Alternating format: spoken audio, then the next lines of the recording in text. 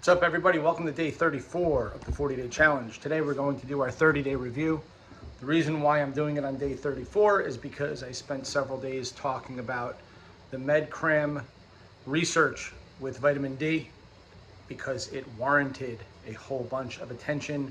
And that was a 1-hour video. There was a lot of Q&A afterwards and some follow-up. So it took me those extra few days to go through that stuff. And if you didn't watch that yet, you can go back just a couple days ago and check that out. It is well worth the watch. Guys, before I proceed, please like the video, please share it, please subscribe if you haven't already. Like I always say, I promise to earn your respect on this channel. So let's go through. We started off talking about insulin resistance. Insulin resistance eventually turns into type 2 diabetes. Insulin is a hormone, and one of the things it does, the context in which we're talking about it in this 40-day challenge, is specific to glucose. It is a hormone that helps usher glucose into cells.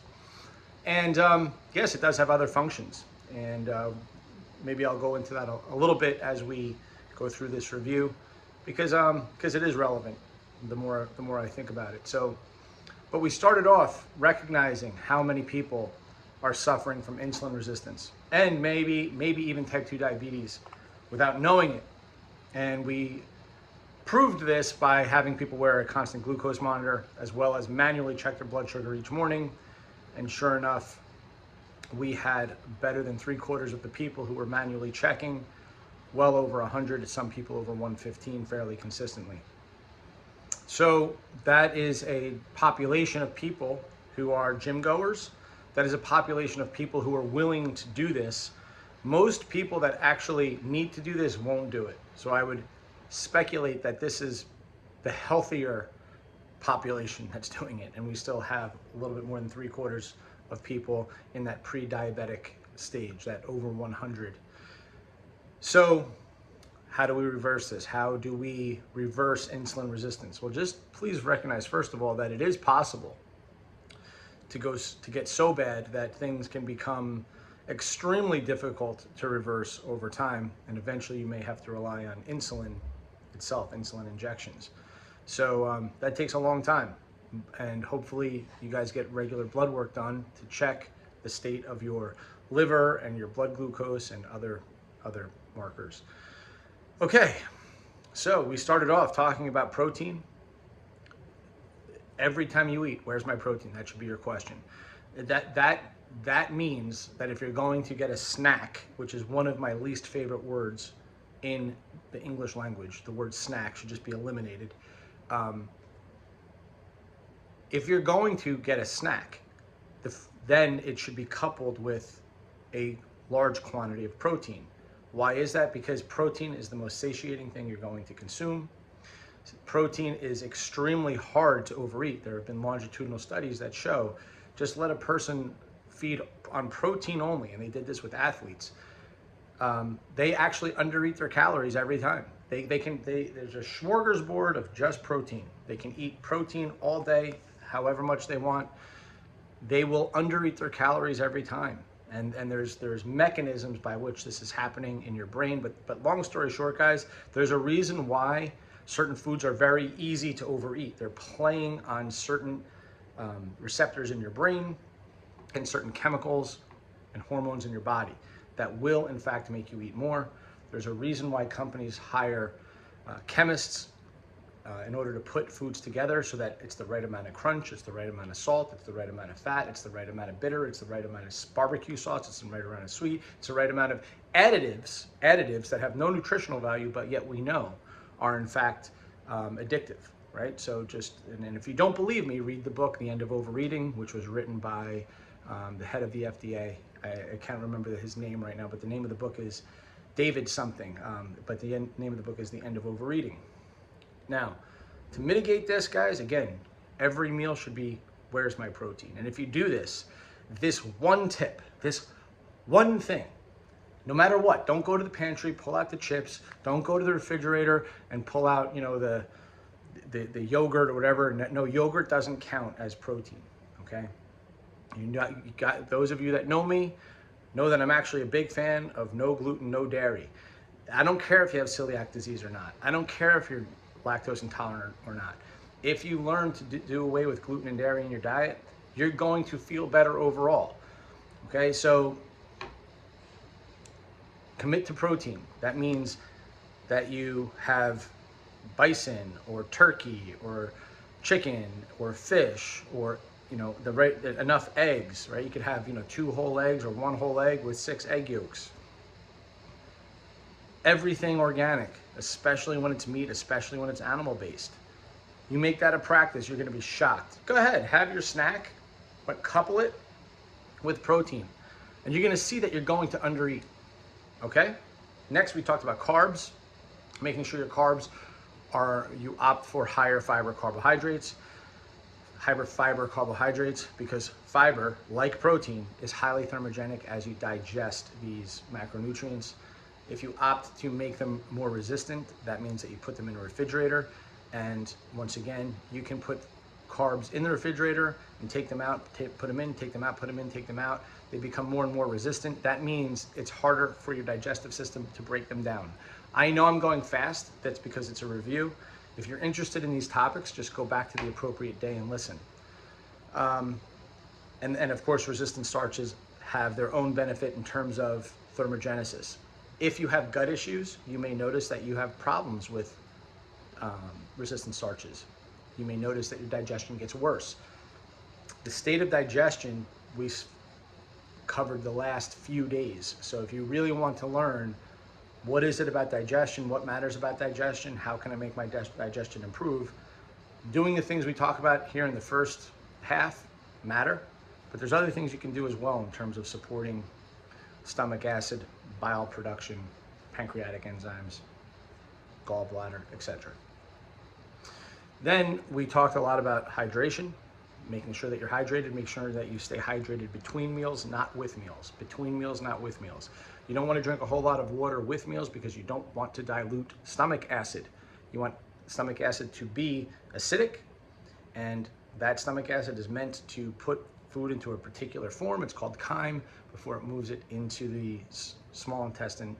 And in that small intestine, in the duodenum, is where you're going to have a lot of magic happen with the bile and pancreatic enzymes, etc. The whole state actually of food changes from highly acidic to a more alkaline environment. So, and of course the emulsification of fats happen there as well. My point is that the digestive system and every part along the way matters. So if you notice that some of these things I'm asking you to do bothers your digestion, you should do this slowly and over time. But the most important things to do for your digestion would be to get rid of highly processed foods slowly and over time. This is something I haven't mentioned yet, but it is mentioned a lot in the UTC manual. By the way, September 19th will be our 14th edition of the UTC book, which I've been working on all summer long.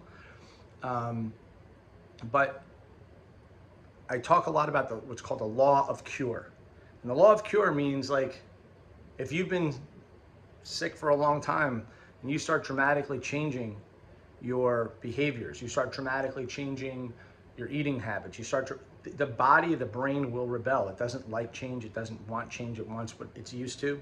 We talked about this a little bit in terms of the microbiome. If we just relegate the conversation to the microbiome for a second, those bacteria want to stay alive. They stay alive based on your diet. Okay, if you were bacteria, you would do the same thing. The bacteria do in fact send a signal through the brain saying, hey, give me more of the Pop-Tarts, give me more whatever. And I'm shocked to find out that some of you are actually eating Pop-Tarts. I hear it all, everybody. What the hell are you doing eating Pop-Tarts?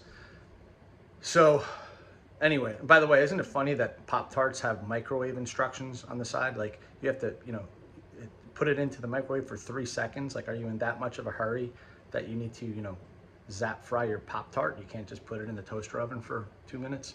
Wow, that, by the way, is one of the problems with our digestion. We're eating in a hurry all the time. It's a rest and digest system. That means that you should be at rest in order to digest. but simply look at the instructions of the things that we're eating, and it's designed to eat on the run, on the go, all the time. This is not normal. This is not how we evolved, and it is a big part of the digestion problem. We talked a lot about electrolytes. We talked about magnesium, potassium, especially magnesium and potassium. We talked a little bit about calcium, but I was really trying to get you guys to understand that most people are magnesium deficient. Most people are potassium deficient as well, but supplementing with potassium is a little bit trickier. You need 4,800 to 5,000 milligrams of potassium a day. Most people are getting about half that. The problem is that if you were going to supplement with potassium, you can usually only find 99 milligram pills. And if you are going to supplement with potassium, which I'm not recommending unless you know that you don't have any kidney problems whatsoever, that you're not on certain medications like potassium channel blockers, calcium channel blockers, etc. If you know that you're not type 2 diabetic, meaning like if you are a healthy metabolic person, these are the things that you need to know and before you start messing with certain electrolytes. But I've been supplementing with potassium for a long time. I buy it in bulk. I showed you guys actually, I think yesterday or the day before, the potassium citrate that I use. My point is, guys, is that we're under eating our electrolytes, and most of us are not drinking enough water. It has consequences on digestion. It has consequences on muscle function. It has consequences on heart function. So I say all those things because potassium-rich foods would be obviously in your fruits and vegetables. And making an effort to get more of them is in fact important. But most people would do well with about 200 milligrams of a good magnesium citrate during the day or a magnesium glycinate at night. Some people may need more. Start with 200. If you notice that you have gut motility issues, meaning you're constipated, I guarantee you that the magnesium will help you tremendously, as well as staying hydrated throughout the day. So I'm already at a 12-minute mark here, so I'm gonna try to speed this up. So we talked also a lot about fat itself, having a little bit of fat with your carbohydrates, making sure that you don't overeat either. Because if you just eat a whole bunch of carbs with a whole bunch of fat, what you're gonna do is, yes, you're going to blunt the glucose response, but you're going to project it out for hours before it comes back down to normal. So if you have just a little bit of fat, like a serving of fat, and a serving in the UTC, we consider in the realm of about 15 to 16 grams of fat with your carbohydrate, and don't overeat the carbohydrate. So again, like that would be in the 40-ish grams of carbs with some fat, you'll be fine. You'll notice that it will blunt down that blood glucose response. More than anything though, guys, fixing the problem of insulin resistance, it's an energy problem, meaning we have to lose weight. That's one of the most important things, is that if you're overweight, finding ways to create an energy deficit in order for the body to start to use the extra energy that's circulating in your bloodstream, which is blood glucose, losing fat, right? Because it's the liver and the organs that get fatty. So as organs get fatty, they become less efficient, they become more sick. The same thing with the pancreas, which releases the insulin. Again, 99% of any diet is in the weight loss itself. It's in the weight loss itself, and that includes reversing insulin resistance. Now, the trick here, though, is can you find something that's sustainable over time? Meaning, can you create a lifestyle where you can go, I can do this all the time? Ketogenic diets, things that are like highly elimination diets, are very hard to do. I have dealt with dozens and dozens of people that are very, very sick. And if very sick, right? To the point where they're crying. And if I ask them to do one thing for a week, which is a version of an elimination diet, I only want you to eat these things for just 1 week. You would think I asked them to jump off the Empire State Building. And yet they're not willing. I'm not asking them for the rest of their life. I just want to know, do you get better if you relegate food to this and then we'll add in? This is the state that we're in. We're willing to stay sick in order for us to continue our behaviors in terms of eating. So I want you guys to understand that, creating a calorie deficit is essential. Using these strategies matters because it's the easiest way to keep things going long term. We also talked a lot about sleep and how important sleep hygiene is. We talked about insomnia. If you're an insomniac, I gave you a whole bunch of research to look at for both physical and cognitive behavior therapy that does work when you combine both of them. And we talked a lot about sunlight and vitamin D and how important it is to be outside and eating. After you eat, to take a 10-minute walk. And if you can't walk, this is called NEAT, non-exercise activity thermogenesis. Finding ways to just move around after you eat. That could be doing the dishes, taking a shower, making the bed, or whatever it is that you need to do around the house after you eat is a very good idea if you can't take a walk. But certainly after a restaurant, there's nothing like park purposely far away so that you have to walk to your meal and walk back, because just a 10-minute walk after a meal has been shown to be as effective as metformin in many people. And this is, staggering research on that is a testament to how important physical movement is. Even doing things like little twitchy things, like, just people that scratch their head all the time or move around.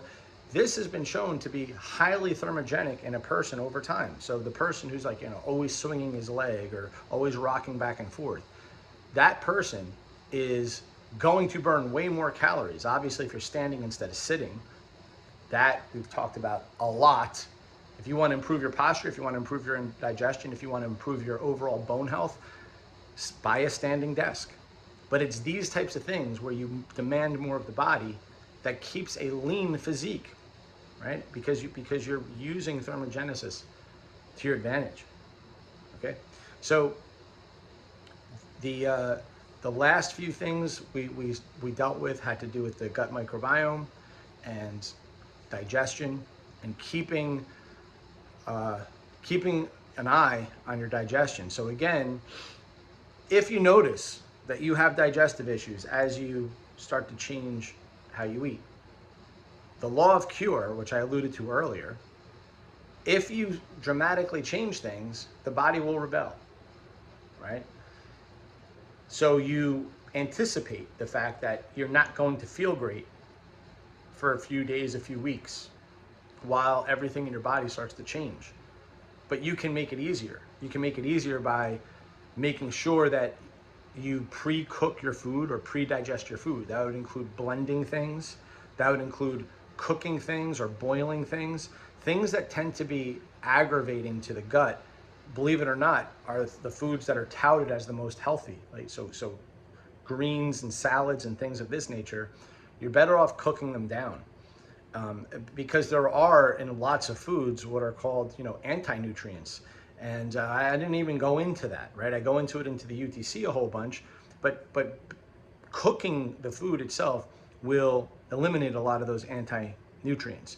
And also in the UTC manual, I talk about if you do cook and if you do boil, the value of saving the liquid or the things that gather at the bottom of the pan in order to kind of make a sauce or whatever out of them, because the vitamins and minerals will still be in there, but you are cooking off things like lectins and oxalates, which are anti-nutrients and can wreak havoc in some people with gut issues. Okay, so the video now is approaching 20 minutes, but guys, this is the type of information we've covered over the past 34 days.